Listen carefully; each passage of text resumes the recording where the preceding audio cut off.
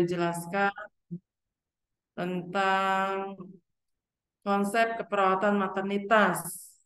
Jadi dalam keperawatan maternitas, apa yang dibahas? Mungkin kemarin ada yang bisa menyebutkan dulu apa topik dari yang dibahas kemarin tentang keperawatan maternitas. Ada yang bisa bantu jawab? Silakan. Faisa, ya silakan Faisa. Ada raise hand.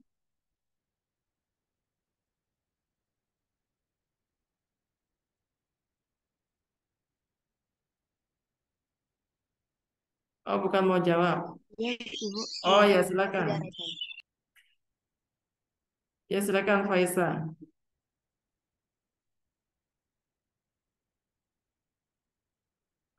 Belum di-unmute ya, itunya.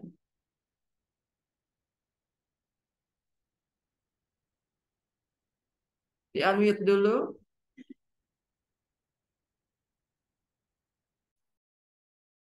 Belum terdengar suaranya.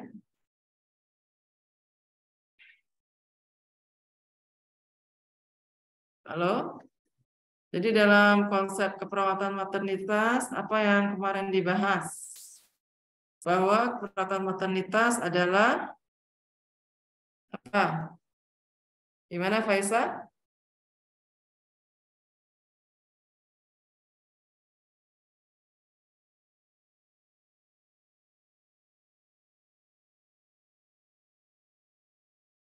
Mungkin yang lain ada? Siapa yang mau coba jawab? Apa kemarin yang dibahas tentang keperawatan maternitas? Izin jawab, Ibu.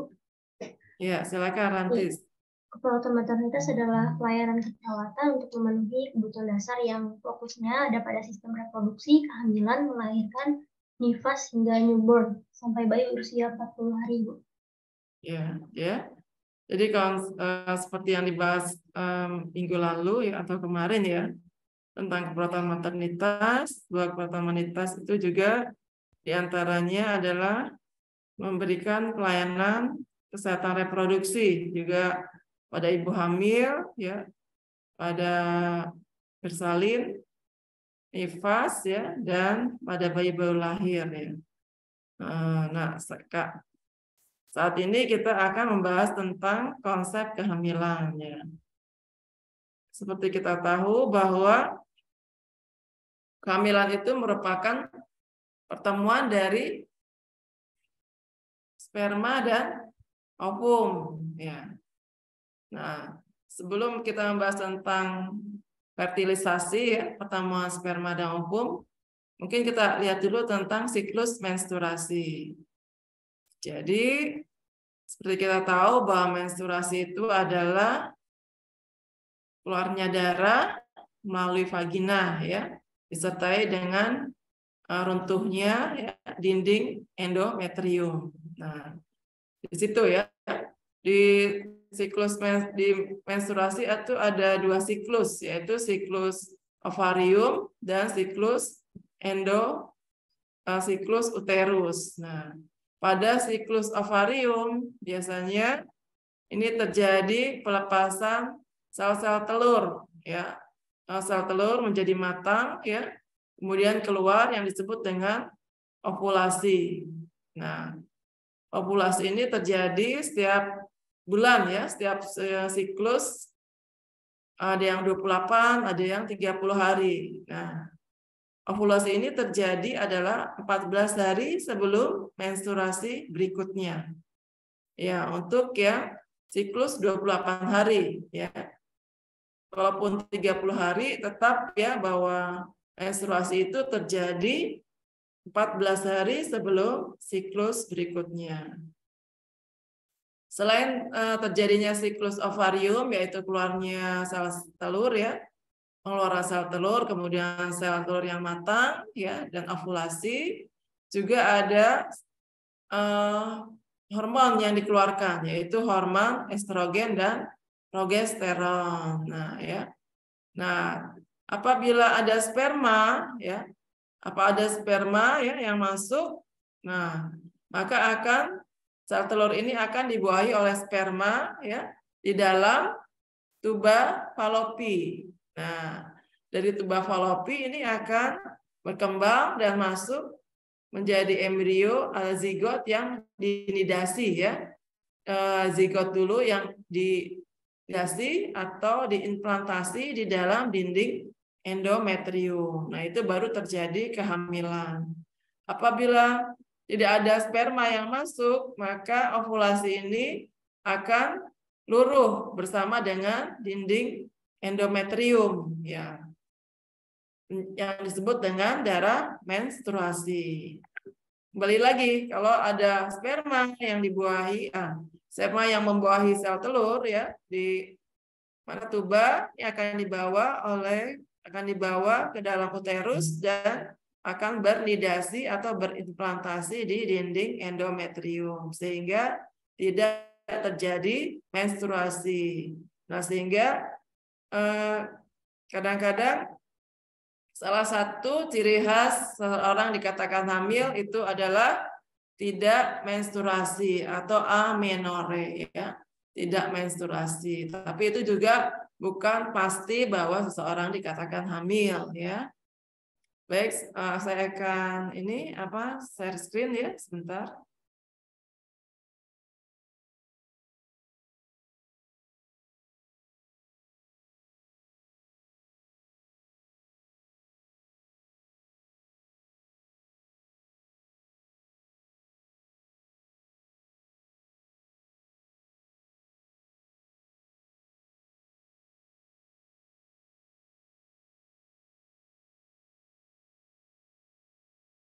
Sudah terlihat? Ya. Sudah terlihat?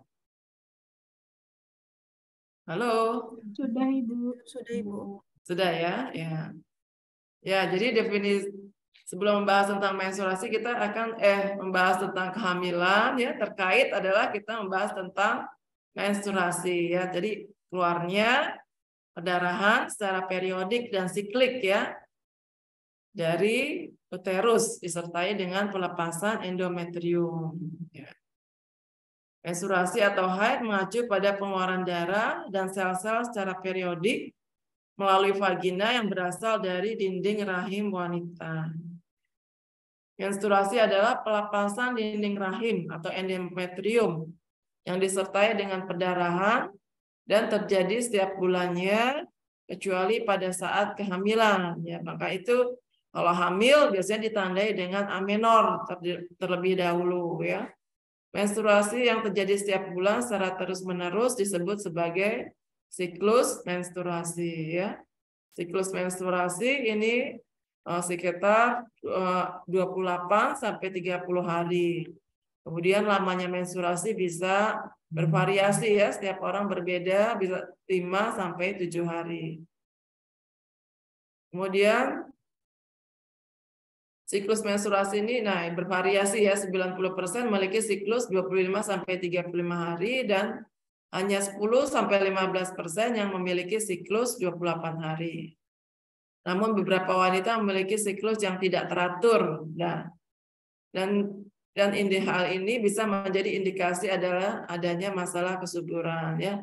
Tapi tidak selalu ya. Kadang-kadang menstruasi juga disertai dengan nyeri yang menyertainya ya. Ada yang bisa sampai tidak bisa melakukan aktivitas karena nyerinya. Nah, ini tadi yang sudah saya jelaskan bahwa di dalam siklus menstruasi itu ada 2 siklus, yaitu ada siklus uterus dan siklus ovarium.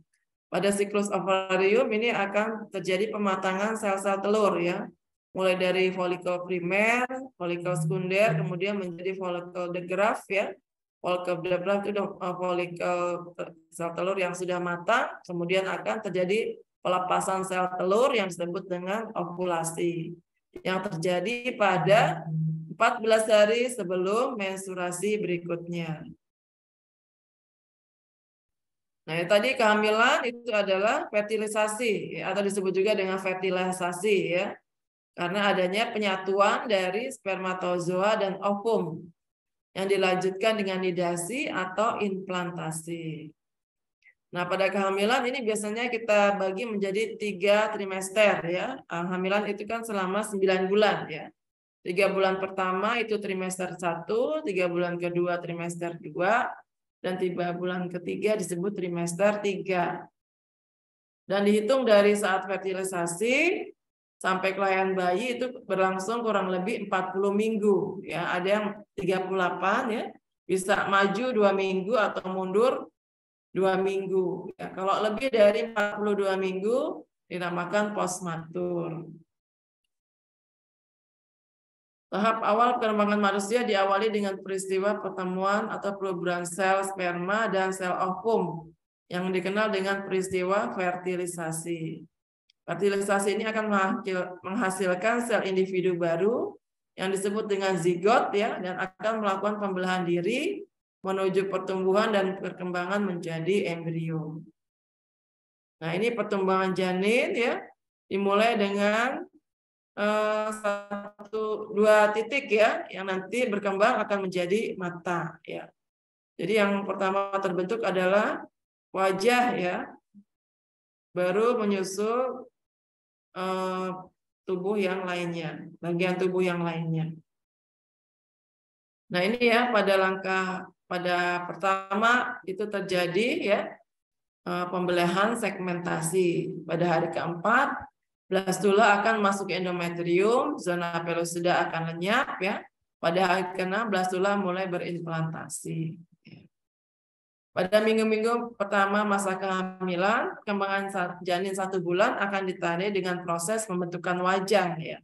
Jadi yang pertama tadi adalah akan wajah dulu yang terbentuk ya. Tetapi ini akan berlangsung secara sederhana dan dicirikan dengan terbentuknya 2 lingkaran besar berwarna hitam yang kelak akan menjadi mata. Selain itu, organ tubuh lain seperti mulut, rahang, ya, dan tenggorokan juga mulai mengalami proses pembentukannya masing-masing. Nah, selain pertumbuhan fisik, janin 1 bulan juga ditandai dengan pembentukan sel-sel darah merah. Inilah yang kemudian akan menjadi awal terjadinya proses peredaran darah pada janin. Pada minggu keempat, bakal jantung juga sangat kecil, sudah mulai berdetak sebanyak 65 kali per menit. Ini menunjukkan janin telah bersiap untuk menyuplai oksigen ke dalam tubuhnya secara konsisten. Ya. Jadi minggu keempat sudah terbentuk jantung, ya. Walaupun belum sempurna ya. Meski di akhir bulan pertama ukuran janin diperkirakan hanya 0,635 cm ya, atau sekitar 1,5 cm lebih sedikit. Nah, tapi ia sudah mulai membangun sistem tubuh lainnya.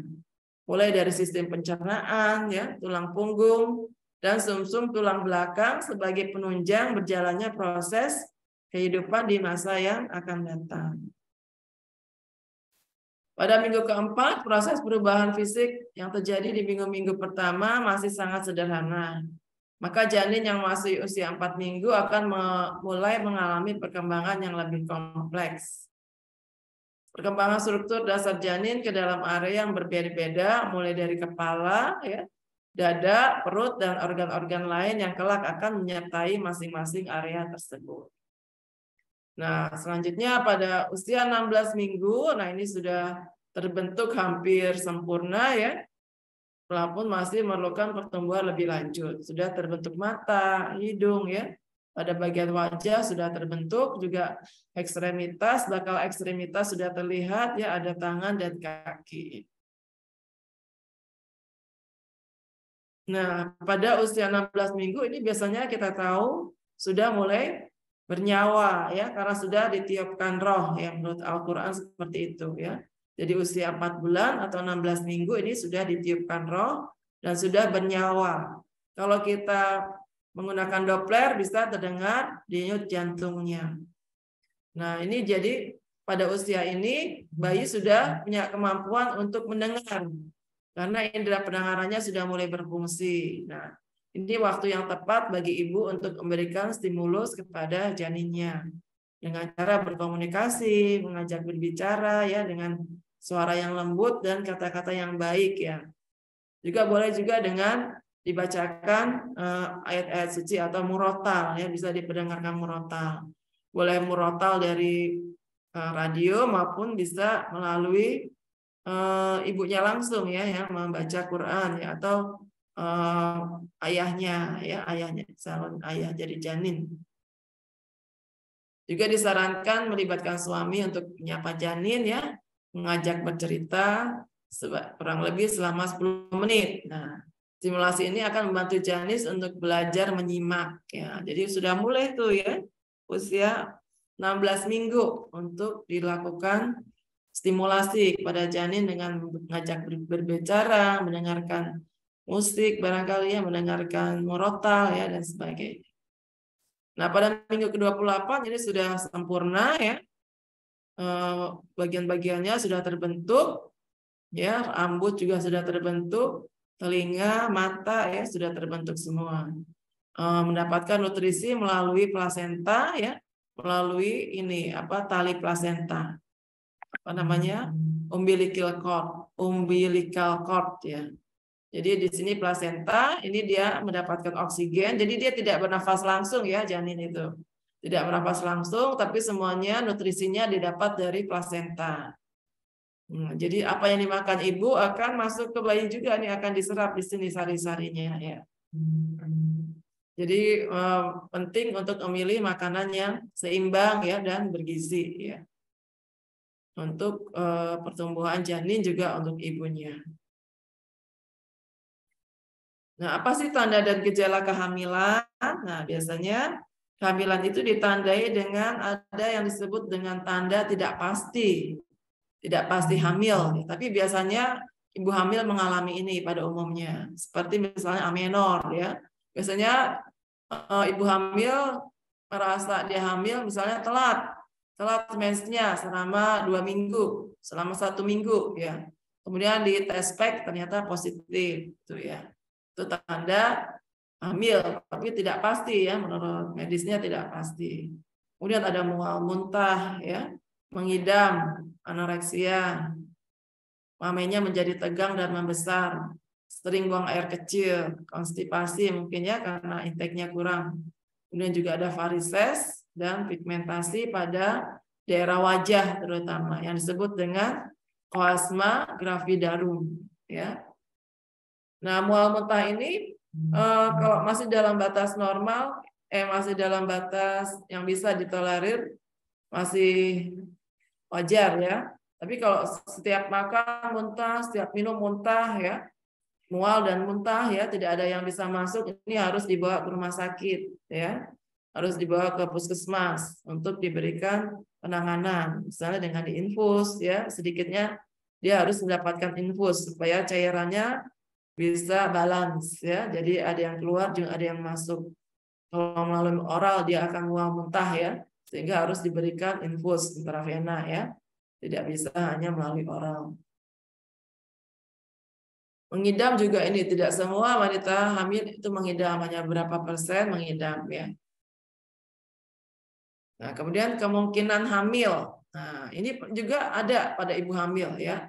Perutnya membesar. Jadi perut membesar itu bukan karena ada janin di dalam. Memang benar ada janin ya. Tapi bisa juga tidak ada janin. Perut membesar itu karena pengaruh hormon estrogen dan progesteron ya. Pengaruh hormon estrogen dan progesteron sehingga uterus membesar. Kemudian juga tanda Hegar ya, ada ismus yang melunak di situ. Tanda Chadwick. Nah, apabila kita lihat tanda Chadwick ini adalah pada serviks terlihat berwarna biru keunguan. Normalnya kan warna apa? Pink ya, normalnya warna pink, merah muda. Tapi kalau ibu hamil dia warnanya menjadi ke biru keunguan. Tanda Piskalsek ini adalah adanya tadi uterus yang membesar ya. Mungkin ada yang menonjol ke bagian kanan atau yang kiri ya. Kemudian Bracton 6 ini ada kontraksi ya, ada terasa kontraksi. Kemudian balot teman itu adalah ada yang melenting ya, ada rasa melenting di dalam uterusnya. Kemudian reaksi kehamilan positif. Ini masih dinamakan kemungkinan hamil. Nah, jadi apa sih yang pasti bahwa ibu itu hamil? Ada yang bisa bantu jawab? Jadi yang dikatakan ibu itu pasti hamil apa? Ada yang mau jawab?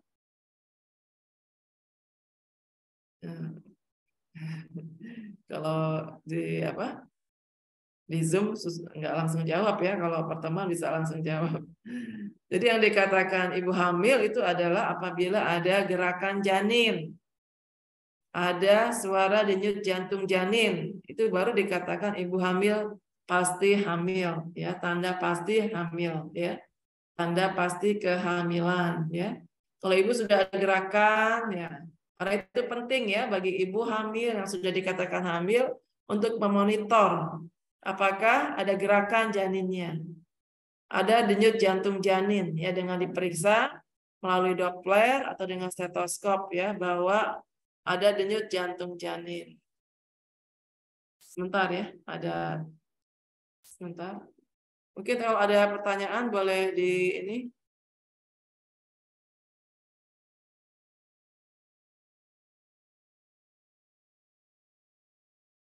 Sebentar ya, lagi ngajar. Oh ya nanti sebentar ya, lagi ngajar gitu ya. Ya. Jadi tanda pasti hamil itu adalah ada gerakan janin, ada denyut jantung janin, ada terdengar stetoskop, dengan stetoskop ya mendengarkannya atau dengan Doppler.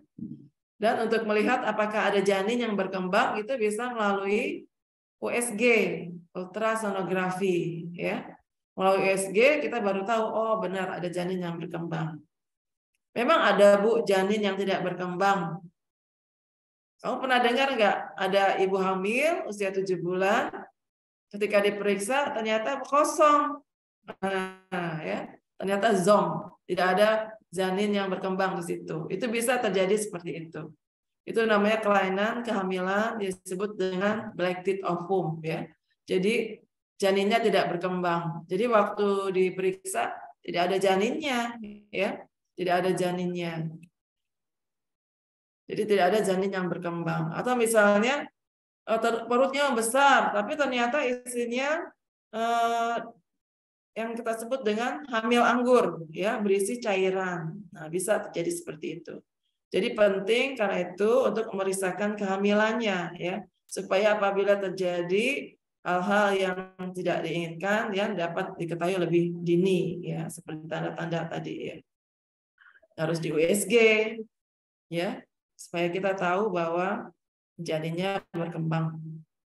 Nah, seiring dengan tadi kehamilan, ini juga akan disertai dengan perubahan-perubahan pada sistem reproduksi khususnya ya selama kehamilan. Perubahan apa yang terjadi pada vagina dan vulva ya, kemudian pada serviks, uterus, ovarium ya, dan payudara. Pada vagina dan vulva ini biasanya terjadi perubahan pada dinding pada vagina itu peningkatan ketebalan mukosa ya. Pelunakan jaringan penyambung dan hipertrofi otot polos ya. Akibat peregangan otot polos menyebabkan vagina menjadi lebih lunak. Nah, perubahan yang lain adalah peningkatan sekret vagina dan mukosa vagina. Nah, peningkatan sekret ini juga sebenarnya adalah salah satu yang dapat mencegah pertumbuhan bakteri berbahaya ya. Justru ini menjadi barrier ya, menjadi saringan ya, supaya tidak ada bakteri yang berbahaya yang masuk ke dalam vagina. Kemudian juga pH-nya dia menjadi lebih asam ya, karena peningkatan produksi asam laktat yang dihasilkan oleh Lactobacillus acidophilus ya pada glikogen dan epitel ya. Dan kondisi asam ini membantu tadi mencegah pertumbuhan bakteri berbahaya di vagina ya, justru itu bermanfaat. Namun kita harus tetap menjaga ya daerah V-nya itu tetap kering ya, tetap menjaga kebersihan ya supaya tidak tumbuh bakteri lainnya dan jamur ya. Yang tidak bisa dicegah adalah pertumbuhan Candida albicans ya dan infeksi jamur yang persisten yang terjadi selama kehamilan. Nah, itu Cara pencegahannya yaitu tadi menjaga kebersihan ya dengan sering mengganti celana dalam ya apabila basah ya harus segera diganti, juga melakukan vulva hygiene sendiri ya. Serviks, perubahan pada serviks tadi yang dikatakan serviksnya melunak ya, kemudian terjadi vaskularasi dan edema, hiperplasi dan hipertrofi pada kelenjar serviks menyebabkan serviks menjadi lunak. Nah, kalian bisa coba semua pegang hidung kalian. Nah, itu adalah bentuk serviks pada saat belum hamil. Ya. Bukan bentuk ya. Struktur serviks pada saat belum hamil. Nah, pada saat hamil kamu pegang ujung telinga. Nah, jadi serviksnya itu begitu. Coba bandingkan yang telinga dan yang hidung ya. Jadi yang telinga itu lebih apa? Jaki gimana, Jaki? Yang telinga lebih apa, Jaki? Lebih lebar, Ibu. Lebih lebar, terus gimana? Bukan lebarnya, apanya? Bentuk rasanya. Kalau yang di hidung itu kan lebih keras ya. Yang di telinga lebih apa? Lebih lunak. Iya ya, jadi di serviks itu kalau hamil lebih lunak, lebih lentur. Nah, mungkin itu juga salah satu persiapan pada saat nanti bersalin ya. Jadi dia sudah melunak ya. Terus biasanya ini warnanya tuh ada tanda Chadwick. Jadi warnanya tadi biru keunguan ya. Ada warna kebiruan pada serviksnya. Normalnya itu kan merah muda ya. Tapi pada saat hamil dia warnanya menjadi kebiruan. Nah, ini nggak bisa kita lihat langsung ya, harus dibuka dulu ya dengan cocor bebek namanya. Akibat pelunakan ismus maka terjadi antafleksi uterus berlebihan ya, sehingga pada 3 bulan pertama kehamilan sehingga sering buang air kecil ya, karena juga letak dari uterusnya yang antafleksi. Kemudian uterus nih akan terjadi pertumbuhan uterus yang dimulai setelah implantasi dengan proses hiperplasia dan hipertrofi sel. Hal ini terjadi akibat pengaruh hormon estrogen dan progesteron. Jadi bukan karena janinnya tumbuh, kemudian uterus besar, bukan ya. Jadi uterus besar itu akibat hormon estrogen dan progesteron. Selain itu juga disebabkan oleh peningkatan vaskularisasi ya, jadi aliran darah ke uterus dan dilatasi pembuluh darah sehingga aliran darah ke uterus menjadi lebih besar ya. Kemudian terjadi hiperplasi dan hipertrofi. Kemudian terjadi perkembangan DESI2. Nah, pada ovarium juga begitu ya, karena tadi pada masa kehamilan tidak terjadi yang namanya ovulasi ya. Ovulasi juga tidak terjadi pada ibu yang sudah menopause ya, tidak terjadi ovulasi ya pada ibu yang sudah menopause ya. Pada awal kehamilan masih terdapat corpus luteum gravidatum dengan diameter sebesar 3 cm. Pasca plasenta terbentuk, corpus luteum gravidatum mengecil ya, dan corpus luteum ini akan mengeluarkan hormon estrogen dan progesteron. Nah, payudara juga. Biasanya payudara menjadi lebih besar ya, kemudian juga lebih tegang ya. Ini juga karena pengaruh hormon estrogen dan progesteron. Kemudian biasanya juga terjadi hiperpigmentasi ya pada areola dan puting susu ya. Kemudian juga ini akan terjadi pengeluaran sekresi susu ya, sekresi susu berupa kolostrum. Ini juga bisa terjadi pada kehamilan sekitar 16 minggu atau 5 bulan ya. Jadi kalau kita tekan daerah areola ya dan daerah puting akan mengeluarkan susu ya, karena sudah mulai diproduksi pada usia kehamilan tersebut. Nah, ini perkembangan fetus tadi ya, dari zigot menjadi blastomer, morula ya, blastula, grastula, baru menjadi embrioblast dan tumbuh menjadi fetus. Ya. Nah, tadi dengan adanya perubahan-perubahan fisik pada ibu hamil, pada alat reproduksinya, ya, juga ini akan berdampak juga terhadap harus ada kemampuan dari ibu untuk beradaptasi terhadap perubahan-perubahan tersebut. Nah, biasanya banyak faktor yang menyebabkan ada gangguan maternal ya pada adaptasi maternal ini. Seperti misalnya kesiapan menerima kehamilan ya. Biasanya kesiapan menerima kehamilan ini tergantung pada apa? Ada yang bisa jawab? Kayaknya sehari-hari sudah pernah dilihat. Kesiapan kehamilan biasanya bisa kita lihat kalau apa? Kalau bagaimana? Siva, mau bantu jawab? Kesiapan menerima kehamilan kalau bagaimana?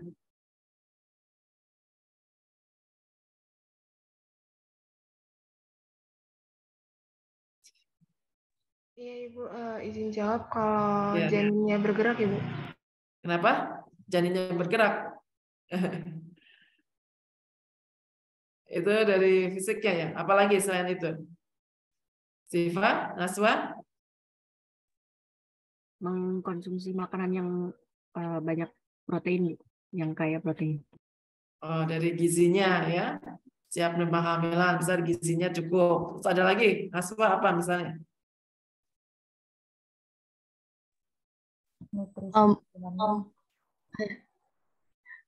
Yang paling Ibu penting. kayak beli susu hamil terus kayak belanja untuk bayinya, kayak mau milih warna pink atau biru kayak gitu Ibu. Memenuhi kebutuhan ibunya dan janinnya ya. Terus yang paling penting apa?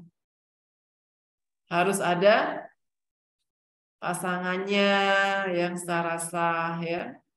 Kalau pasangannya nggak sah, bagaimana kira-kira? Bisa terjadi yang ada di sinetron-sinetron ya. Tapi itu di kehidupan nyata kan juga ada ya. Kalau misalnya ya tidak ada pasangannya, ada pasangannya ya, tapi misalnya ini hamilnya di luar nikah ya seperti itu ya. Nah, ini akan juga berpengaruh terhadap respon emosionalnya.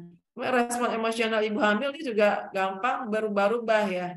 Moodnya gampang berubah-ubah juga ya respon ibu hamil. Nah, kalau kesiapan tadi ya, misalnya tadi ya, kalau ada yang mendukung, ada pasangan ya, sudah menikah secara resmi, itu pasti sudah modal utama ya. Yang lain-lain akan mengikuti. Nah, maka itu ya, jangan melakukan hubungan yang di luar nikah ya, karena ini akan yang paling rugi siapa? Wanitanya ya, perempuannya yang akan rugi. Karena ketika hamil kita perlu dukungan dari pasangan, terutama dari keluarga ya. Kalau misalnya contoh kehamilan di luar nikah, kehamilan yang tidak diinginkan ya, biasanya ini kesiapan menerima kehamilannya menjadi terganggu ya, berbeda dengan yang sudah mempersiapkan ya. Ya. Kemudian respon emosional ini pada ibu hamil juga sering berubah-ubah moodnya ya. Respon terhadap perubahan citra tubuh ya, tadi misalnya ada plasma gravidarum ya. Mungkin untuk beberapa orang itu sangat berpengaruh ya terhadap mengganggu penampilannya ya. Kemudian juga mungkin ada rasa ambivalen ya. Ambivalensi terhadap kehamilan selama hamil ya. Perasaan ingin menerima kehamilan dan perasaan tidak ingin menerima kehamilan itu suka ada ya. Kemudian mengenal peran ibu ya, mungkin baru ketika sudah ini jadi ibu itu harus hamil ya. Kemudian nanti hamil itu juga bukan, mungkin tergantung orangnya ya. Ada yang dibawa enjoy ya, mungkin ada juga yang menjadi beban ya, mungkin seperti itu. Nah, itu. Kemudian bagaimana hubungan ibu dan anak perempuan? Biasanya anak perempuan ini akan melihat ibunya ya. Bagaimana ibunya ya. Nah, ini akan berpengaruh terhadap perkembangan pada anak perempuan juga. Hubungan dengan pasangan, nah ini juga penting ya, dukungan dari pasangan suami itu penting ya untuk wanita bisa beradaptasi terhadap perubahan-perubahan ya. Perubahan selama kehamilan. Kemudian juga selama hamil mungkin akan timbul kekhawatiran tentang janinnya ya. Apakah janinnya nanti akan cacat ya, janinnya akan sehat atau bagaimana ya. Nah, biasanya kalau sehat yang diinginkan semua seperti itu ya, tapi tidak semua kan, bisa juga ternyata hamilnya itu ada cacat atau misalnya lahir sebelum waktunya, dan kekhawatiran-kekhawatiran itu mungkin ada ya pada ibu hamil. Nah, ini perubahan stria gravidarum ya. Jadi dengan adanya pembesaran uterus, biasanya otot-ototnya juga akan teregang ya, sehingga timbul yang namanya stria gravidarum ya, atau stretch mark ya, seperti ini. Nah, pada ibu hamil penting ya, jadi penting untuk melakukan antenatal care ya, melakukan pemeriksaan selama kehamilannya. Tujuannya apa sih melakukan ANC? Yaitu pertama untuk memantau kemajuan proses kehamilan ya, dan memastikan bahwa kesehatan pada ibu serta tumbuh kembang janin yang ada di dalamnya ya. Jadi ibunya harus sehat ya, bayinya juga berkembang dengan baik ya dan sehat. Kemudian juga untuk mengetahui adanya komplikasi kehamilan yang mungkin saja terjadi saat kehamilan sejak dini. Misal termasuk adanya riwayat penyakit dan tindakan pembedahan ya. Banyak komplikasi-komplikasi yang bisa menyertai kehamilan. Di antaranya misalnya preeklamsi ya. Jadi hipertensi selama kehamilan. Nah, ini juga akan kalau tidak diatasi, ibunya mual muntah, hipertensi misalnya. Nah, kalau sudah misal ada bengkak pada tungkainya, nah kalau sudah seperti ini harus dirawat di rumah sakit. Pasiennya harus bed rest ya. Kemudian juga meningkatkan serta mempertahankan kesehatan ibu dan bayi ya. Jadi dengan diperiksa ya, dilihat kemajuan dari kehamilannya. Mempersiapkan proses persalinan sehingga dapat melahirkan bayi dengan selamat serta meminimalkan trauma yang dimungkinkan terjadi pada masa persalinan ya.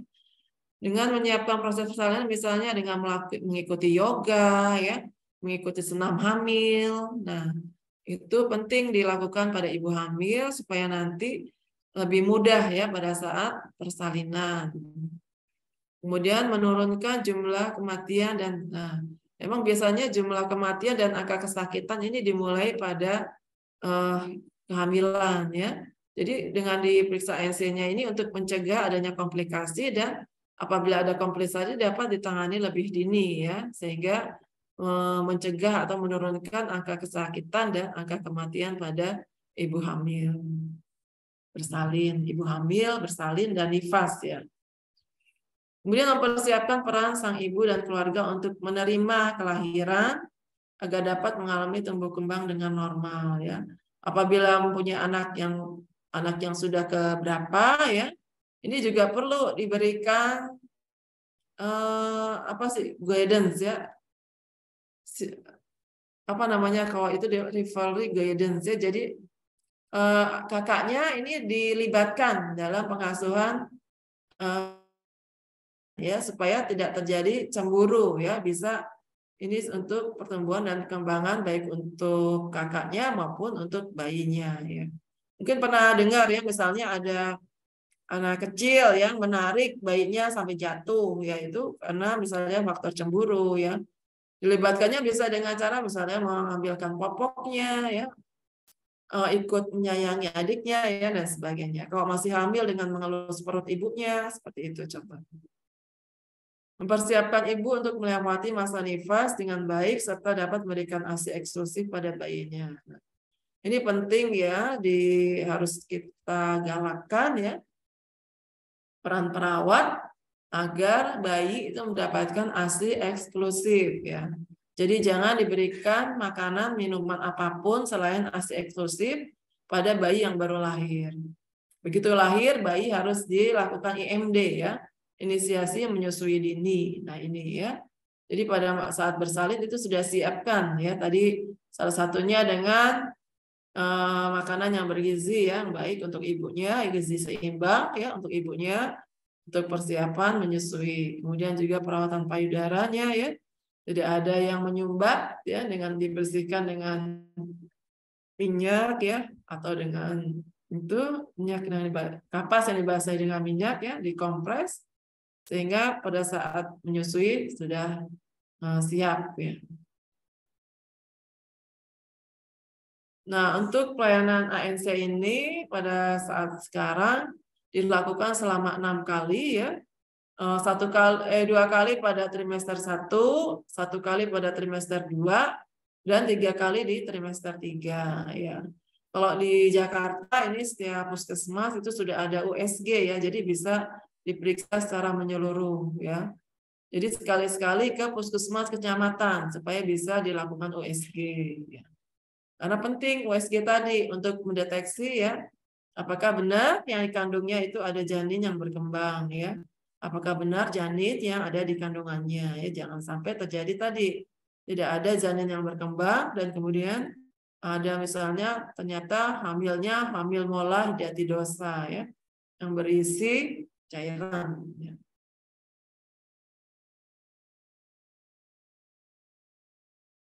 Nah, kemudian kita peran perawat selanjutnya adalah melakukan pengkajian ya. Pengkajian kepada ibu hamil. Ya, tujuannya itu untuk mengidentifikasi informasi menentukan risiko yang terkait dengan ibu hamil. Pengkajian ini bisa melakukan wawancara, dengan observasi ya, dengan melihat, kemudian juga dengan pemeriksaan fisik ya, pemeriksaan fisik dengan observasi, dengan palpasi, auskultasi dan juga mungkin dengan perkusi ya kalau diperlukan. Nah, untuk wawancara ini yang harus ditanyakan adalah misalnya umur ya. Umur ini sangat penting harus ditanyakan kepada pasien. Karena apa? Umur yang sangat muda itu kurang dari 20 tahun. Itu adalah ibu hamil yang berisiko. Kemudian juga umur yang lebih dari 35 tahun. Jadi yang terbaik ibu hamil itu adalah usia 20 sampai 35 tahun. Nah, namun kalau misalnya tidak bisa dihindari hamil setelah umur 35, nah itu perlu pemantauan ya ANC yang lebih rutin ya, yang lebih baik lagi. Nah, kemudian grafida keberapa, kehamilan keberapa ya. Kemudian kehamilannya bagaimana? Apakah ada riwayat abortus ya? Ada riwayat prematur dan sebagainya. Adakah perdarahan ya pada kehamilan sebelumnya, ada penyulit-penyulit yang lainnya. Nah, itu yang harus ditanyakan kepada pasien ya atau ibu hamil. Kemudian para bersalin ya. Bersalinnya dengan cara apa? Normal, seksio, atau dengan di vakum ya. Nah, itu harus ditanyakan. Kemudian bayinya bagaimana? Biasanya ditanya berapa berat badannya waktu lahir ya, ditolong oleh siapa. Nah, itu yang harus ditanyakan ke pasiennya ya. Jadi riwayat bersalin ya. Kemudian agama, nah status perkawinan ini juga penting. Karena nanti kamu mungkin kaget ya, dijumpai di puskesmas ada ibu yang masih kecil ya, umurnya misalnya 18 tahun atau 17 tahun ya, datang sama ibunya ya. Biasanya itu terjadi kenapa? Kehamilan yang tidak diinginkan ya. Perkawinan kehamilan di luar nikah. Ya, itu ada terjadi di masyarakat ya. Ya, biasanya itu juga nanti kamu dapat info kenapa. Nah, ya. Kenapa bisa hamil ya. Kemarin ada di puskesmas ya, ada mahasiswa dapat jadi pacaran ya, mungkin anaknya tuh pacaran padahal katanya anaknya pendiam ini ya. Jadi hamil anaknya. Nah, tapi ibunya nggak mau nih sama menantunya yang kayak gitu kan, masih pengangguran mungkin ya, belum bekerja ya. Jadi kasihan kan anaknya, jadi hamil tanpa ada pasangan. Jadi kan akan berdampak terhadap tadi ya, respon emosionalnya, kesiapan menerima kehamilan ya, dan seterusnya. Pekerjaan ya. Kerjaannya beresiko atau tidak ya. Kemudian pekerjaannya di mana lingkungannya, ada pabrik ya, atau mungkin ada radiasi di sekitar kerjaannya ya. Seperti misalnya penata ronsen ya. Itu mungkin ada cara-cara yang untuk menghindari supaya tidak terkena radiasi. Pendidikannya juga, walaupun pendidikan tinggi belum tentu dia paham kesehatan ya. Walaupun sekarang info-info banyak ya tentang kesehatan, bisa ada Halodoc ya, kalau tentang kesehatan tuh ya kita bisa tanya ke dokter melalui online.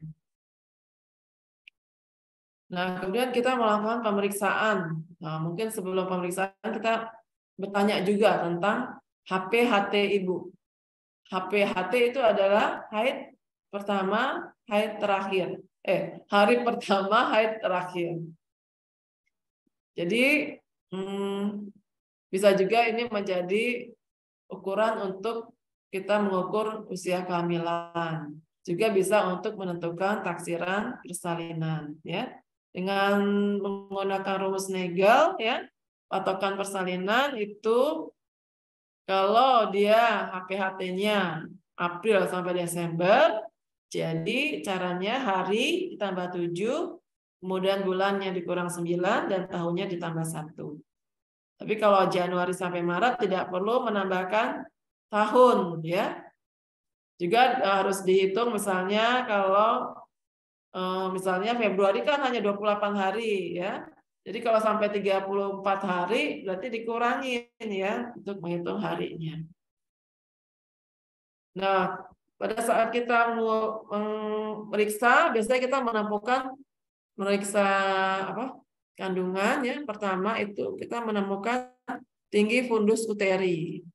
Nah, tinggi fundus uteri ini dalam sentimeter dikalikan 8/7, ini kita dapatkan usia kehamilan dalam minggu. Ya. Yang harus ditanya lagi adalah riwayat kesehatan masa lalu ya, dan yang sekarang.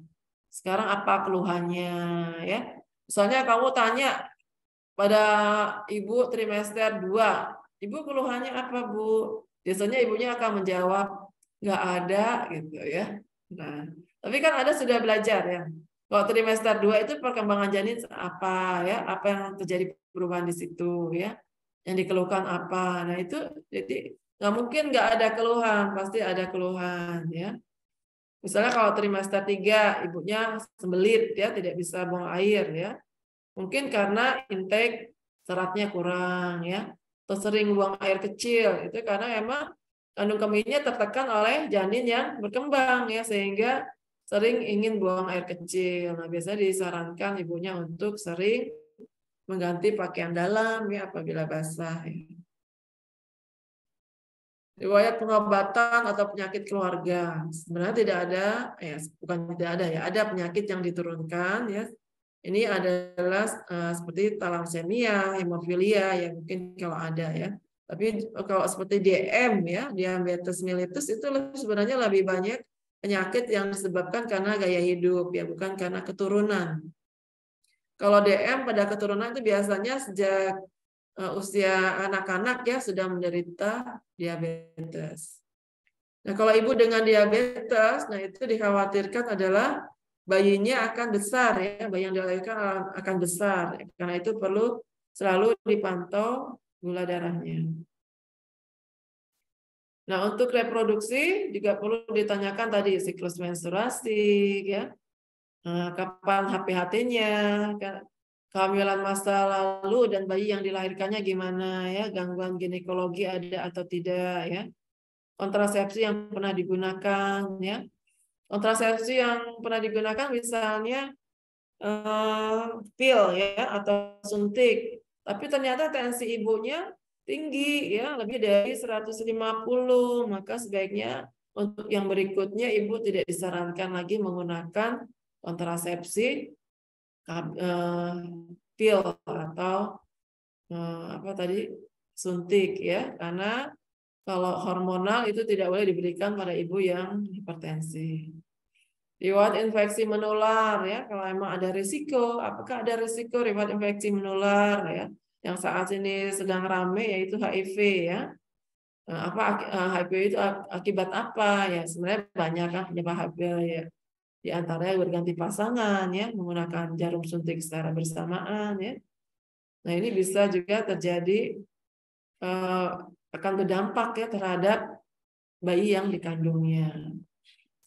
Dan praktek seksual yang aman ya. Nah, misalnya pada kehamilan yang sudah menjelang infartu ya, misalnya di atas trimester 3 ya, di atas 36 minggu ya. Nah, ini hati-hati ketika melakukan hubungan seksual karena pada saat hubungan seksual itu sperma itu mengandung namanya prostaglandin ya. Prostaglandin itu bisa menyebabkan kontraksi ya pada ibu sehingga bisa mengakibatkan melahirkan lebih dini ya karena adanya kontraksi. Perawatan diri ya, perlu perawatan diri ya. Kemudian gaya hidup ya, misalnya apakah ibunya merokok, apakah ibunya, apalagi kan ada sekarang ya banyak juga perempuan yang merokok ya. Ibunya merokok kah, apa menggunakan obat-obatan ya dan sebagainya. Ya, itu juga perlu dikaji. Psikososialnya yang perlu dikaji untuk mengetahui kesehatan psikologis dan emosional masa lalu dan sekarang. Kesehatan mental perlu dikaji untuk mengidentifikasi sumber dukungan emosional dan sosial dalam keluarga ya. Jadi penting dukungan dari keluarga ya, dari pasangan ya terhadap kehamilan seseorang. Budaya juga dikaji untuk mengidentifikasi praktik-praktik budaya ya dan keyakinan atau nilai-nilai yang mempengaruhi kesehatan ibu. Misalnya ya ada ibu hamil tidak boleh tidur siang ya. Padahal ibu hamil itu perlu tidur siang ya untuk keseimbangan tubuhnya juga ya. Perlu istirahat tidur siang. Ya boleh ya 1 jam ya. Lingkungan dikaji untuk mengidentifikasi paparan lingkungan masa lalu dan sekarang. Apakah ada riwayat ya lingkungan yang bisa mengakibatkan apakah polusi udara ya mengakibatkan gangguan pada kehamilannya. Kerjaan tadi ya sudah disampaikan. Nah, ini alat-alat untuk pemeriksaan fisik mungkin nanti akan kita lebih dibahas lagi pada saat praktikum ya. Untuk pemeriksaan fisik, pertama kita akan memeriksa keadaan umum pasien, keadaan kesadaran ya. Nah, kemudian juga periksa TTV, ya, tekanan darah, respirasi, nadi, dan suhu. Ya. Ini penting ya pada ibu hamil. Perlu dicatat, apalagi kalau tensinya lebih dari 150 ya per 90. Ada hipertensi berarti ya. Kemudian kaji simetris kepala, rambutnya, apakah ada rambut yang udah rontok ya. Kemudian kalau bagian mata, konjungtiva, apakah ibunya anemi atau tidak. Skleranya eksterik atau tidak gitu kan. Kemudian juga hidung apakah ada gangguan dalam fungsi penciuman ya. Nah, apalagi kemarin kalau COVID ya biasanya ada gangguan fungsi penciuman ya, perasa ya. Kaji bibir ya, telinga ya. Ada nyeri tekan atau tidak. Kemudian pembesaran kelenjar getah bening. Di mana meriksanya? Di aksila ya. Jadi ibunya sudah angkat tangannya, periksa bagian aksilanya, tiroid ya, apakah ada pembekalan pada kelenjar tiroid ya. Auskultasi juga jantung dan paru. Jantung kiri kanan ya pada interkostal 2, kemudian pada jantung interkostal 2 kiri dan 4 ya pada bagian kiri. Jadi kita bisa melihat apakah ada perbedaan suara pada paru kanan dan kiri ya dibandingkan ya, kemudian jantungnya suaranya normal atau tidak ya. Kemudian inspeksi kesimetrisan payudara, areola mama ya, dan penonjolan puting susu. Jadi, memeriksanya harus sistematis ya, jangan sudah meriksa bagian dada, meriksa lagi bagian mata ya. Jadi harus sistematis dari rambut, mata, hidung, telinga, leher ya. Jadi harus sistematis. Leher, kemudian dada ya. Kemudian areola mama kita lihat ya. Dan kalau sudah usia berapa bisa mengeluarkan air susu ya. Usia berapa tadi? Bisa mengeluarkan air susu? Usia berapa bulan? Berapa minggu? Wah, udah lupa lagi. Ada yang bisa jawab? Ya. 14 minggu. Berapa minggu? 14 minggu, Ibu. 14 minggu. Ada yang lain? Izin menjawab, Ibu, saat usia kehamilan 5-6 bulan bukan, Bu? Ya, 5 bulan ya. Dan atau 16 minggu ya. 16 minggu itu sekitar 4 bulan, tapi biasanya 5 bulan ya baru bisa kita cek bahwa sudah ada pengeluaran air susu. Oh, di referensi dikatakan 16 minggu ya, tapi biasanya 5 bulan baru. Nah, ini payudaranya tadi diperiksa tadi sudah ya. Nah, ini penting untuk persiapan menyusui ya. Kemudian lakukan inspeksi pada abdomen. Nah, abdomen ini ada pemeriksaan namanya pemeriksaan Leopold ya. Ini bisa kita lakukan kalau sudah berusia trimester 2 atau 3 ya. Kalau masih trimester 1 itu baru tinggi simpisis ya, jadi belum bisa dilakukan pemeriksaan Leopold. Jadi pemeriksaan Leopold ini ya ada 4. Leopold 1, Leopold 2, Leopold 3, dan Leopold 4. Nah, Leopold 1 ini adalah biasanya kita akan mengumpulkan ya bagian-bagian dari janin ya. Dengan kedua tangan kita kumpulkan, kemudian kita ukur. Nah, biasanya di bagian fundus ya. Bagian fundus itu di sini ya. Nah, bagian fundus ini kita ukur ya dari simpisis. Jadi nolnya di sini, kemudian di sini fundusnya berapa. Nah, tadi dalam senti dikali 8/7 jadi usia kehamilan. Nah, kemudian juga diraba di sini ya, di bagian fundus ini apa terisinya. Kalau dia lunak, berarti dia bokong gitu ya. Nah, yang Leopold 2 ini adalah untuk mengetahui posisi janin. Mengetahui posisi janin ini ya. Kita raba, tangan kita ada di kanan kiri ibu. Nah, satu tangan menekan, satu tangan meraba. Nah, seperti ini ya. Yang satu menekan, yang satu meraba. Nah, ini kalau kita rasakan di sini lebar, kemudian lurus ya, seperti papan ya, lurus, lebar. Berarti ini punggungnya ada di kirinya ibu, disebut dengan punggung kiri, ya. Disebut dengan punggung kiri. Nah, kemudian ini kan ada kepalanya di bawah ya. Ya. Kita rasakan kepala di bawah ini, misalnya sini ada yang keras itu ya. Nah, bagaimana cara menentukan denyut jantung janin? Nah, ini dari pusar kita tarik garis ke arah inguinal ya. Dari pusar tarik ke arah inguinal. Nah, kita letakkan 3 jari di pusar tadi ke arah inguinal. Nah, ini adalah posisi untuk mengukur DJJ-nya dengan Doppler atau stetoskop ya. Atau stetoskop Linek ya yang terbuat dari kayu itu. Kita hitung berapa? Normalnya berapa sih DJJ? Ada yang tahu? Kan ada yang udah buat makalahnya tuh. Normalnya 120 sampai 160 kali per menit ya. Kalau dengan Doppler biasanya nanti akan menghitung sendiri ya, kita bisa tahu berapa DJJ-nya. Nah, yang bagian di Leopold 3 ini adalah untuk mengetahui apa yang berada di bagian terbawah. Ini namanya bagian terbawah ya. Melihat apa yang ada di bagian terbawah. Nah, misalnya bulat, keras, berarti bagian terbawahnya adalah apa?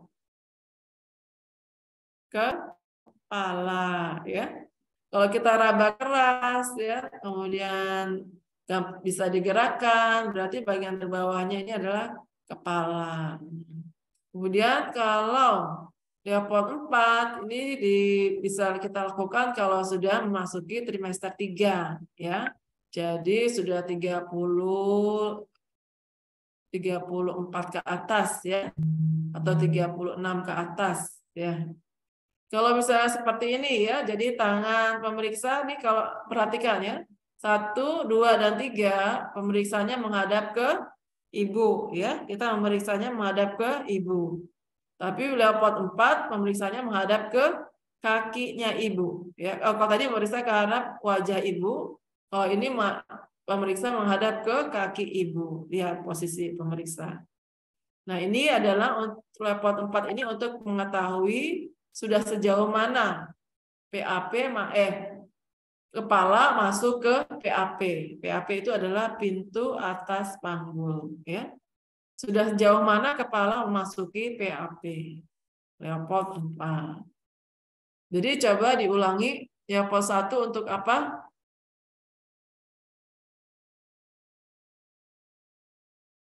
Halo.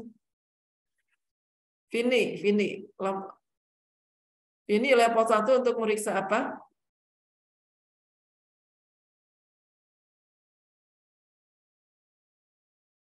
Ayo, Vini.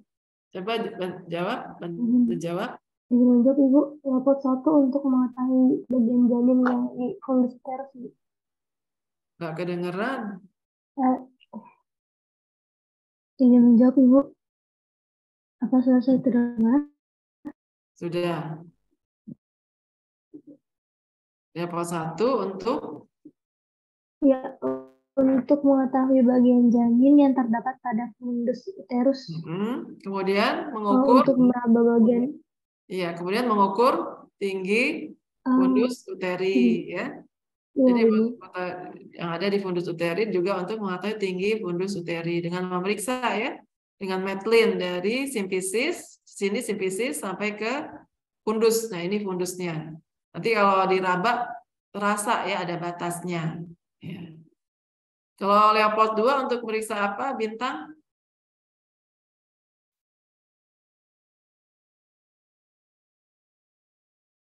Ayo. Siapa yang mau jawab? Leopard 2 untuk meriksa apa? Raihana?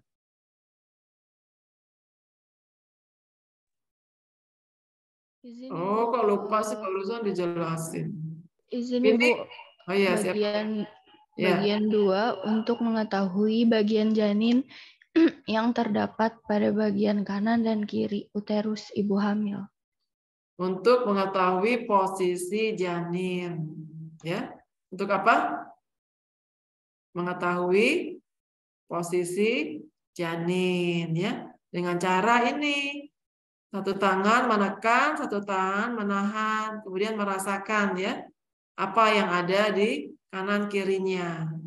Kalau di kanannya ada rata, ini panjang, berarti itu punggungnya, ya. Kalau ada di kirinya ibu berarti punggung kiri, ya. Apakah ini gampang memeriksanya? Tergantung dari ketebalan perut ibu juga, ya. Kalau perut ibu lumayan agak tipis itu gampang ya memeriksanya. Tapi kalau ini agak tebal, perut ibu biasanya banyak lemaknya, itu agak sulit, ya. Leopard 3 untuk apa? Maula? Leopard 3 untuk apa? Selain Maula juga boleh deh. Siapa yang mau jawab? Leopard 3 untuk apa? Izin menjawab, Ibu. Ya. Untuk memastikan tubuh bayi berada di bagian bawah rahim.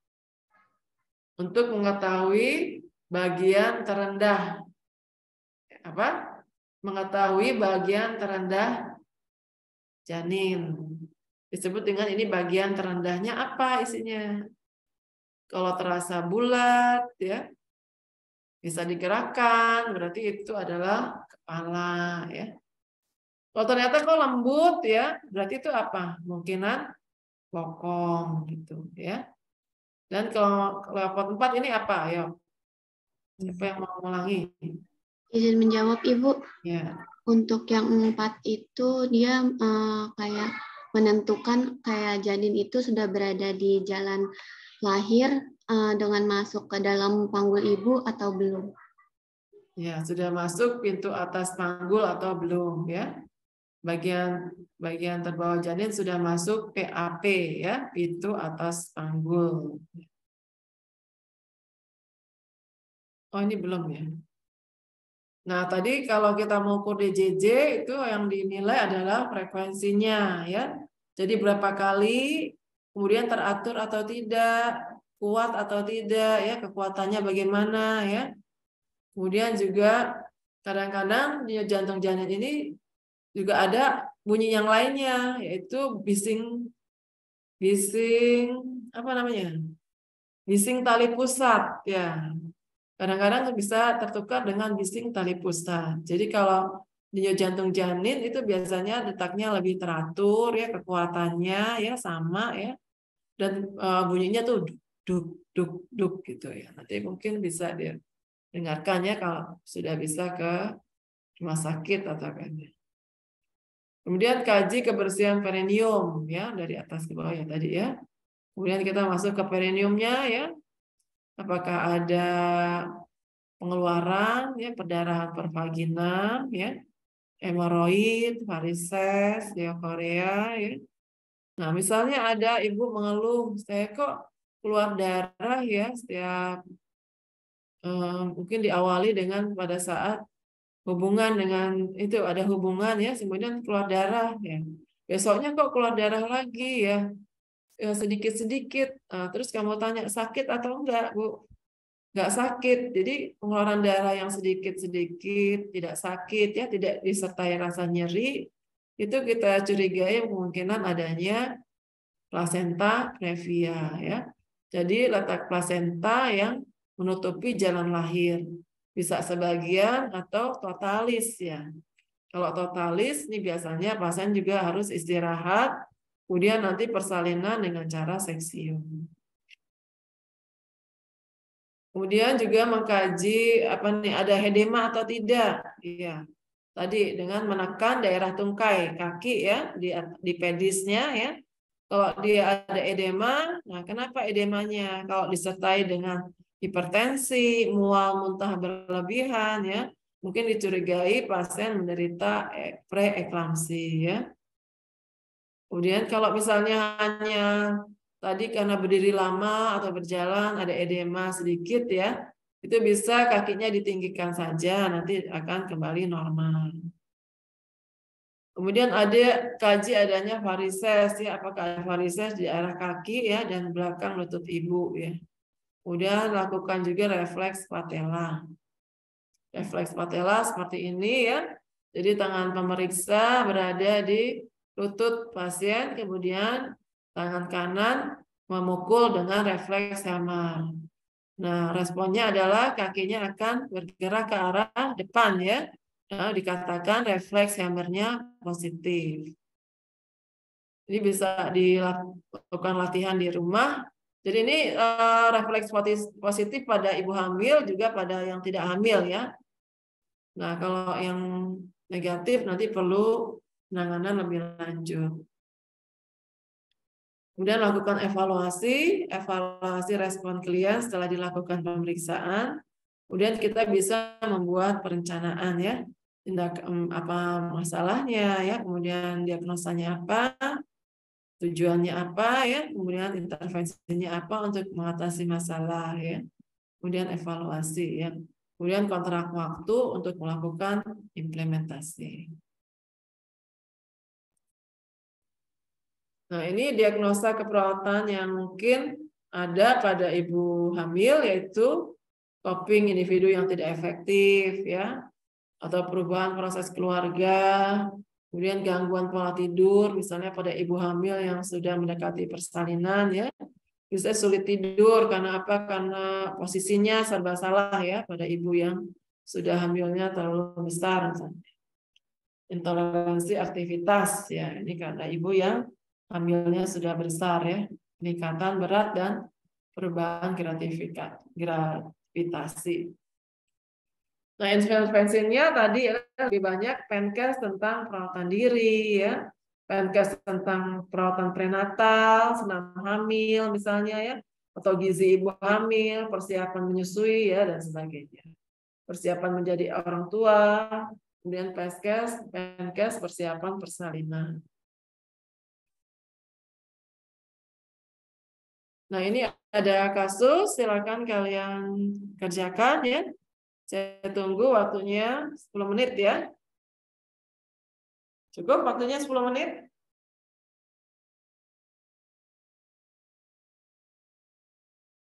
Masa?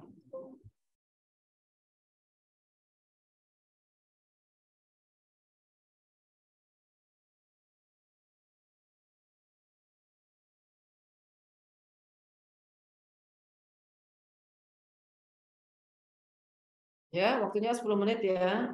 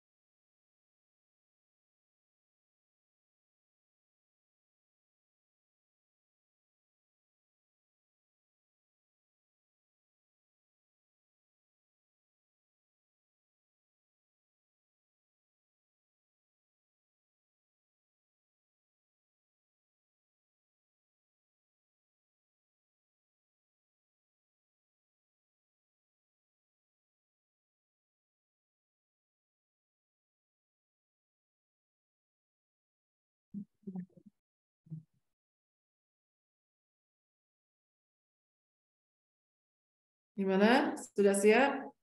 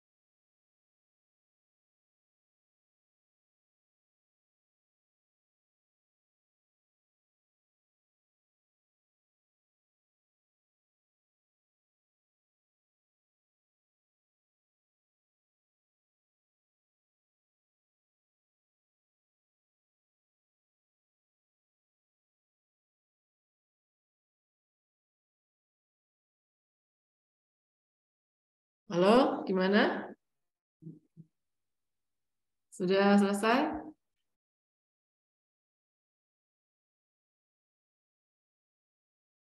Jadi dari data ini HPHT-nya tadi usia kehamilannya berapa? Apa dulu yang mau hitung? Usia kehamilan dulu ya. Berapa usia kehamilannya? Izin menjawab, Ibu. Mm-mm. Kalau dari hasil perhitungan saya 36 minggu, Ibu. Caranya gimana? Tadi tinggi fundus uterus dikali 8/7. Ya, sama dengan 36 minggu. 36 minggu. Yang lain setuju? Izin jawab Ibu setuju. Oke, baik ya. Lanjut sekarang, berapa HPL-nya? HPL itu hari perkiraan lahir. Atau kalau dulu namanya taksiran partus. Berapa? HPL-nya berapa? Saya izin jawab ya Bu. Ya, Untuk taksiran partusnya itu tanggal 19 Maret 2023. 2023. 23. Yang lain gimana? Setuju? Izin menjawab setuju, Ibu. Ya, betul ya. Sekarang diagnosanya apa dari data yang didapat tadi? Keluhannya apa pasiennya? Keluhannya pusing, lemah ya. Serta daerah genitalia terasa basah dan gatal, sering buang air kecil. Jadi apa diagnosa keperawatannya dari data tersebut? Siapa yang mau bantu jawab?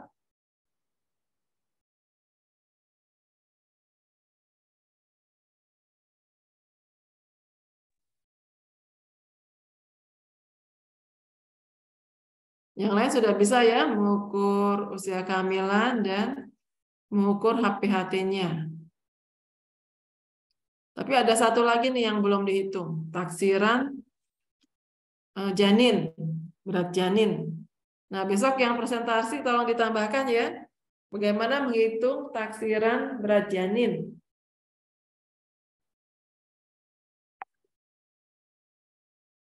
Jadi apa nih diagnosanya?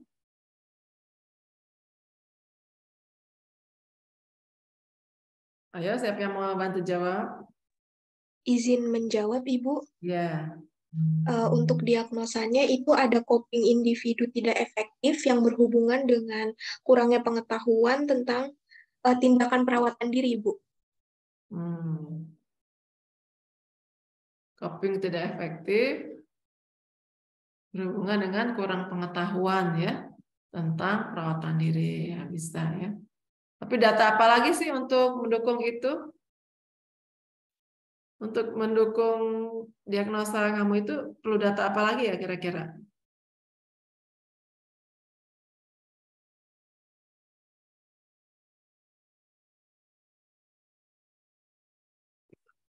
Coping tidak efektifnya dari mana? Mungkin langsung aja ya, kurang pengetahuan tentang perawatan diri selama kehamilan.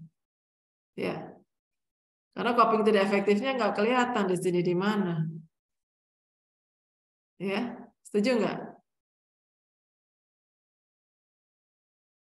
Ya, kurang pengetahuan tentang perawatan diri selama masa kehamilan. Ada lagi yang lain? Iya, Ibu. Ibunya mengeluh pusing? Izin, Ibu. Ya, apa? Kalau saya diagnosanya gangguan rasa nyaman, Ibu. Iya, betul. Bisa juga gangguan rasa nyaman berhubungan dengan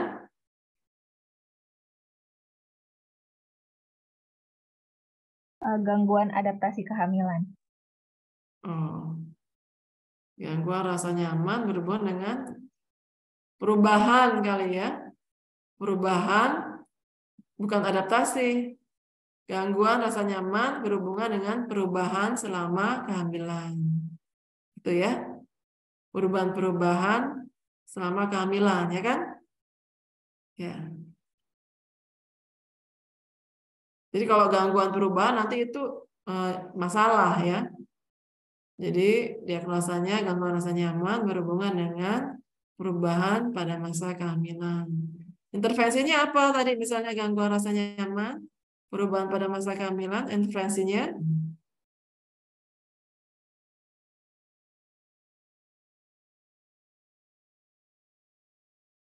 Anjurkan pasien untuk meningkatkan perawatan diri ya, mengganti pakaian dalam. Kemudian apa lagi? Menjaga kebersihan area genitalia ya. Terus apa lagi? Kalau terkait dengan sering buang air kecil, ya itu tidak nggak apa-apa ya, tapi mungkin hindari intake cairan pada malam hari supaya tidak terbangun karena buang air kecil. Ya kalau sehari-hari buang air kecil nggak masalah ya, intake-nya tidak usah dikurangi ya, tetap ya, karena ibu hamil juga memerlukan cairan yang cukup. Ya. Itu aja ya mungkin. Pembahasan kita hari ini tentang konsep kehamilan. Apa masih ada yang oh ya belum itu ya, belum ada kesempatan tanya jawab ya. Silakan kalau ada pertanyaan. Bu, saya izin bertanya, Ibu. Ya, silakan. Kan tadi Ibu bilang untuk nentuin usia kehamilan itu kita harus tahu HPHT ya Ibu ya. Nah, gimana kalau misalkan si ibunya yang hamil ini dia lupa sama HT-nya Bu? Gimana cara nentuin usia kehamilannya? Ya, maka itu wajib setiap perempuan ya mencatat menstruasinya ya, supaya bisa tahu ya kapan dia telat ya, sehingga bisa menghitung. Nah, kalau lupa bagaimana ya? Sekarang misalnya diperiksa ternyata tinggi fundusnya berapa, gitu kan? Kan dapat kan? Misalnya kalau udah trimester 2, ternyata dapat tinggi fundusnya. Nah, itu berarti tadi 8/7 kali hasil pengukuran itu usia kehamilan dalam minggu. Ya. Atau kita lihat tingginya semana simpisis. Ya, kalau simpisis itu kan berarti mungkin masih 3 bulan ya, 2 bulan, 3 bulan. Nah, bisa kita tanya lagi, Ibu terakhir menstruasi bulan apa ya? Bulan Oktober misalnya. Nah, Oktober Ibu tanggal berapa kira? Ingat nggak akhir, tengah atau awal? Nah, gitu ya akhirnya. Ya, kira-kira. Kalau akhir berarti sekitar tanggal 20-an lebih ya kan? 25 atau 28. Nah, berapa hari menstruasi?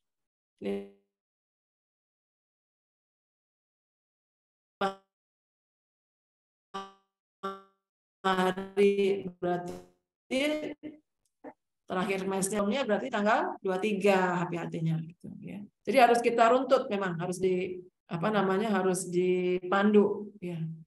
Harus dipandu ibunya ya untuk bisa mengingat ya. Misalnya kehamilannya masih 2 bulan, biasanya kan telat gitu ya, seminggu 2 minggu itu biasanya masih ingat ya kapan mens terakhirnya. Tapi kalau misalnya udah 3 bulan ya nggak mens, ya, ibunya baru menyadari kalau hamil, dia lupa ya mundur ke belakang ya dihitung dengan cara menghitung seperti itu. Jadi bulan ini udah dapat atau belum? Masih dapat atau enggak? Gitu ya. Oh ya enggak, bulan ini saya udah nggak dapat. Itu kira-kira Ibu tanggal berapa Bu? Tanggal akhir, tengah gitu atau di awal gitu. Nanti ditanya lagi ya. Ditanya lagi, itu Ibu kalau mens berapa hari? 6 hari atau 5 hari. Nah, itu nanti kita kurangi. Jadi kita dapat HPHT-nya kira-kira. Tapi itu kan hanya perkiraan ya. Jadi pastinya juga dengan tadi mengukur TFU-nya ya. Walaupun juga kadang-kadang TFU juga nggak pas ya. Yang pas itu adalah pengukuran nanti dengan USG ya. Itu lebih pas. Jadi bisa kita tahu dengan pemeriksaan USG. Ada lagi pertanyaan? Izin bertanya Ibu. Ya. Ya, saya izin bertanya. Tadi kan Ibu bilang kalau misalnya Ibu hamil itu ditandai dengan ibunya itu kayak ngerasa ada denyut jantung bayinya gitu ya Bu. Cuma kalau misalnya kasusnya si ibu ini baru tahu kehamilannya pas usia sekitar 4 atau 5 bulan. Nah itu biasanya karena apa ya Bu? Karena Iya, 4-5 bulan sudah terdengar DJJ-nya. Kenapa Ibu? Usia 4-5 bulan tuh ya DJJ-nya sudah terdengar. Kalau dia ke puskesmas, ya diperiksa, nanti diperiksa dengan Doppler, itu terdengar DJJ-nya 4 bulan, 5 bulan.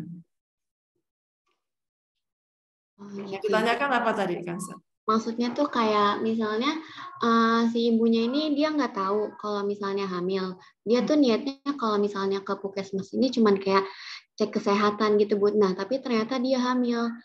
Faktor yang menyebabkan dia nggak merasa kalau dia hamil itu apa gitu maksudnya? Itu Bu. Tadi salah satu ibu itu dinyatakan hamil kalau apa? Masih ingat nggak? A minor.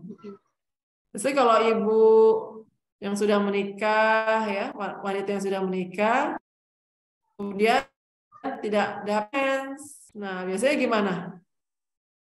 Pasti dia itu tahu bahwa dia mungkin hamil, gitu kan? Mungkin hamil.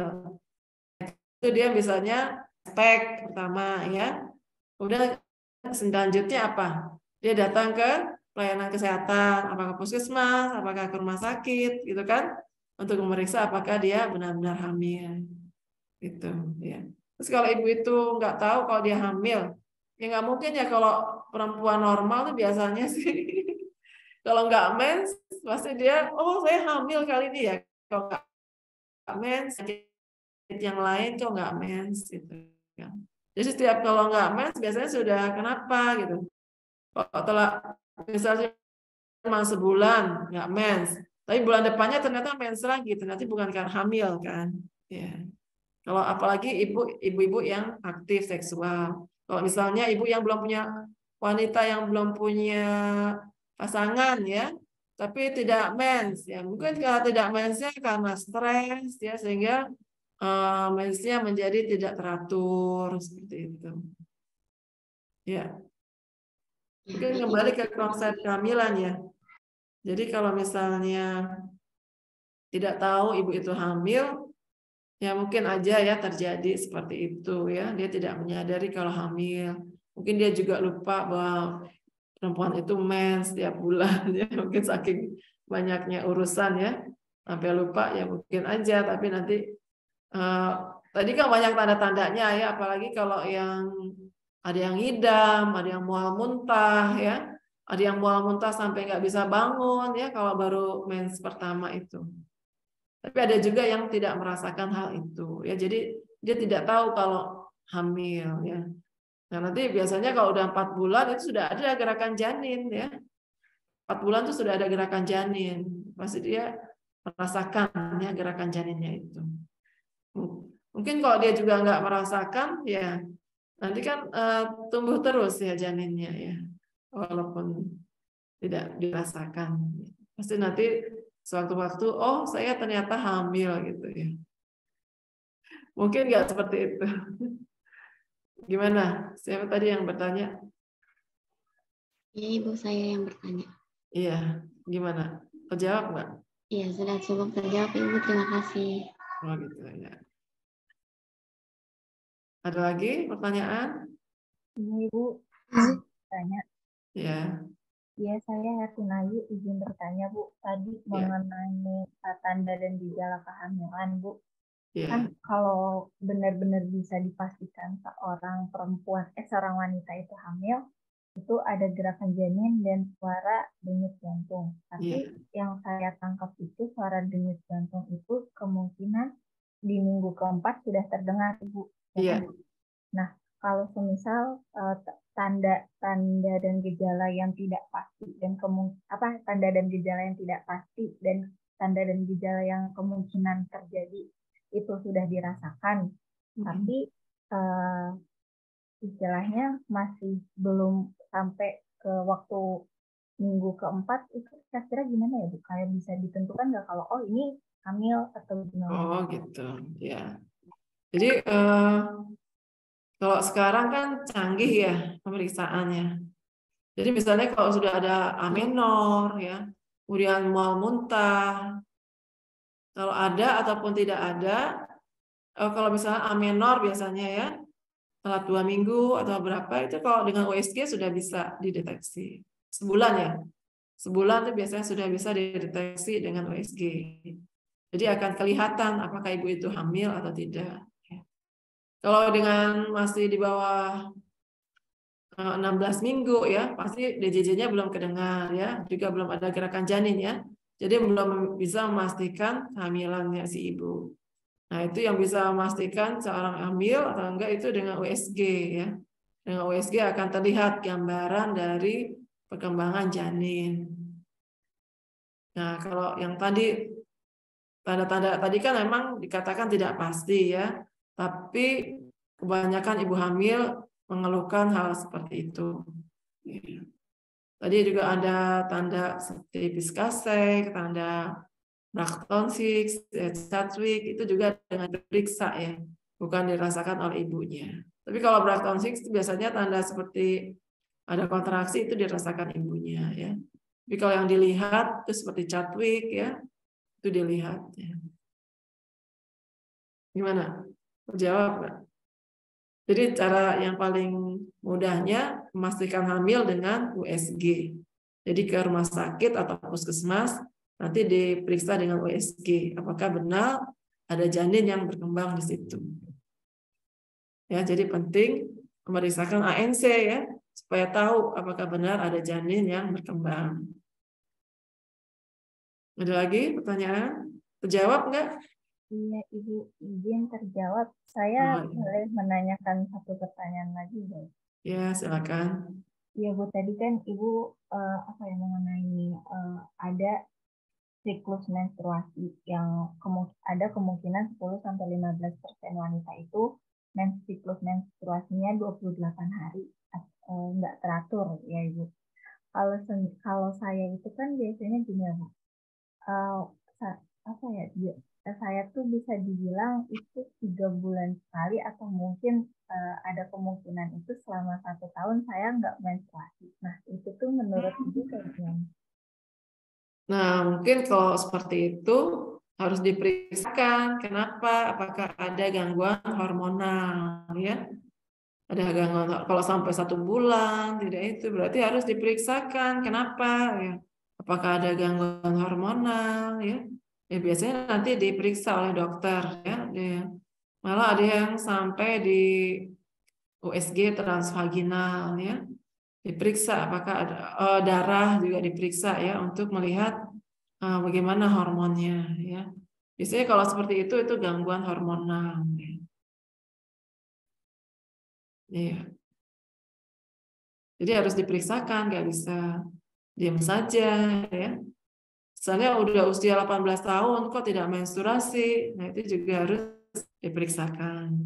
Ada yang tidak masalah yang nanti juga akan menstruasi ya. Tapi ada yang sebaiknya diperiksakan ke dokter. Kenapa? Misalnya sampai usia 17 tahun, 18 tahun belum menstruasi. Mungkin nanti diberikan obat tertentu yang sifatnya hormonal supaya bisa memancing menstruasi ya pada wanita tersebut. Iya, apalagi misalnya menstruasinya 3 bulan sekali ya, mens, terus 3 bulan nggak mens ya. Asal jangan berhubungan ya. Asal jangan melakukan hubungan seksual ya. Kalau tidak mens itu mungkin ada gangguan hormonal ya, karena faktor stres ya dan sebagainya. Faktor stres hingga mengakibatkan gangguan hormonal juga bisa begitu ya. Tapi kalau melakukan hubungan tidak mens ya berarti mungkin hamil ya. Gitu ya. Ya tadi memang benar kan amenorrhea tidak selalu pasti hamil. Ya tadi misalnya salah satunya gangguan hormonal ya.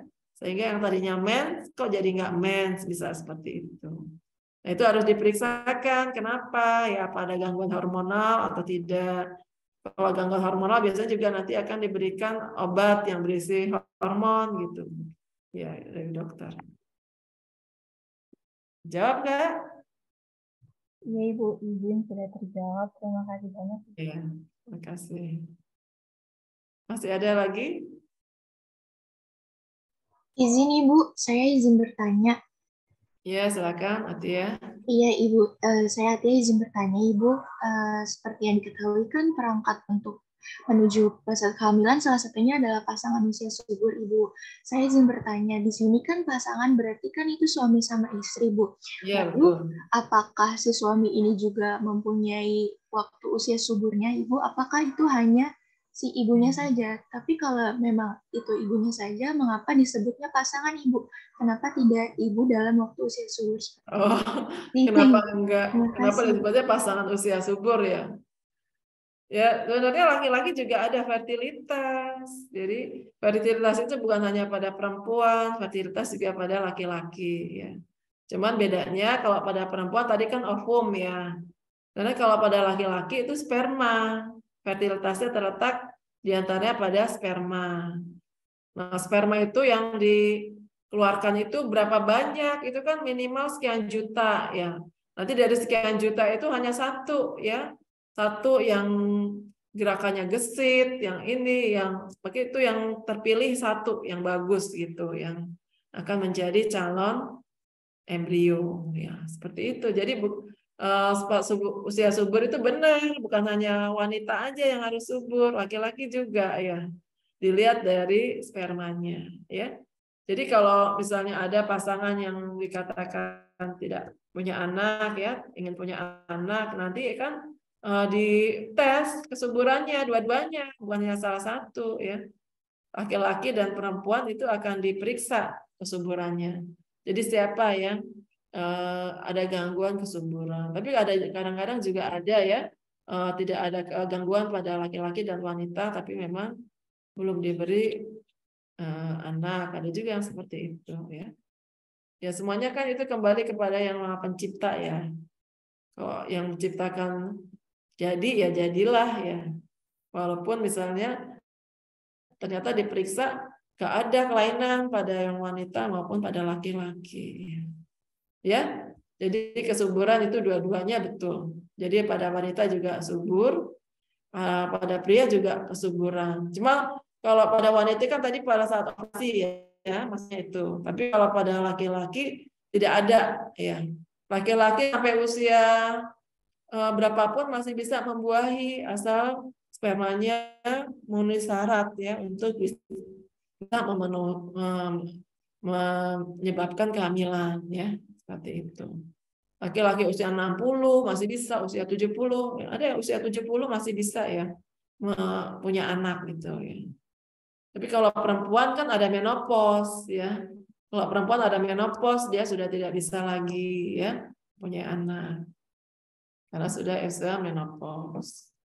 Gitu. Terjawab nggak Atia? Terjawab Ibu, terima kasih atas jawabannya Ya, Ibu. terima kasih. Masih adakah? Izin bertanya Ibu. Ya, Yuma. Ya, saya Yumna izin bertanya. Ini terkait plasenta Ibu. Jadi kan kalau misalkan nutrisi itu dibawa ke janin melalui plasentanya Ibu. Nah, kalau misalkan si ibunya itu tekanan darahnya rendah, berarti kan otomatis si janinnya juga ikut berpengaruh kan Bu. Atau si ibunya tuh hipoksia gitu, oksigennya rendah kan berarti janinnya juga ikut ya. Nah, tapi gimana kalau misalkan justru masalahnya ada pada si plasentanya. Jadi ada nggak sih Bu kemungkinan plasentanya tuh justru yang bermasalah? Iya. Iya betul. Iya betul. Memang ada plasenta tuh macam-macam ya. Nah biasanya itu akan mengakibatkan gangguan juga ke janinnya. Ya. Ada mungkin nggak dibahas di sini ya. Ada plasentanya yang apa ya? Coba. Kamu bisa nggak ada contohnya plasenta apa? Tadi Ibu saya plasenta previa ya. Plasenta previa misalnya. Jadi plasenta itu letaknya di jalan lahir. Ya. Nah itu kalau seperti itu letak plasenta yang tidak tepat aja ya bisa menyebabkan perdarahan. Nah kalau terus-menerusnya kan tadi bisa bahaya ke janinnya. Ya, janinnya jadi kurang nutrisi dan berkembangnya jadi kurang baik ya. Kemudian juga ke ibunya kalau terus-terusan itu juga bahaya ke ibunya ya. Kalau misalnya melahirkan tidak kita ketahui bahwa dia plasenta previa ya, dia tidak bisa melahirkan secara normal ya. Jadi ya itu memang plasentanya ya atau tali plasentanya itu sangat berpengaruh terhadap perkembangan tumbuh kembang janinnya ya. Jadi kalau ada gangguan di plasentanya ya pasti ada gangguan ke janinnya. Karena memang kan sumber makanannya adalah melalui plasenta itu dan tali plasenta. Bukan hanya nutrisi tapi juga oksigen ya dan seluruh kebutuhannya, eliminasi juga melalui plasenta itu. Jadi plasentanya juga harus bagus ya, tidak ada kelainan. Nah, bagaimana tahu plasenta tidak ada kelainan? Apa itu biasanya melalui USG. Ya. Kembali lagi ke USG ya, bisa dilihat karena itu kan di dalam rahim. Jadi kalau secara kasat mata tidak kelihatan, tapi kalau dengan USG bisa kelihatan dan mungkin nanti ada juga gejala-gejala lainnya. Ya. Gimana Yuna? Terjawab? Ibu sudah Ada letak-letak plasenta itu bisa mengakibatkan keguguran pada janin. Ya. Karena letak plasentanya atau plasentanya berkembang kurang baik ya, itu bisanya menyebabkan keguguran pada janinnya. Ya. Baik, ada lagi pertanyaan? Baik, kalau tidak ada pertanyaan lagi, mungkin kita cukupkan sampai sini ya. Terima kasih atas perhatiannya. Semoga bisa bermanfaat ya. Assalamualaikum warahmatullahi wabarakatuh. Oh, jadi screenshot ulang ya? Ya, Ibu. Ya, silakan. Yang belum on cam harap on cam ya. Moya, Novi, Nuraini, Hilda. On cam dulu ya.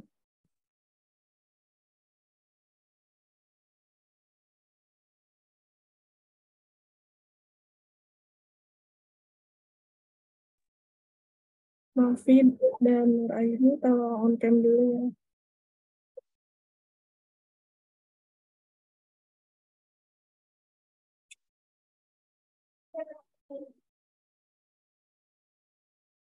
Ada rehatnya nggak? Besok jam berapa ya, Saswina? Besok jam 9. Oh, jam 9. Ya, baik. Terima kasih atas perhatiannya. Assalamualaikum warahmatullahi wabarakatuh. Bu izin live ya. Terima kasih, Bu. Terima kasih, Bu.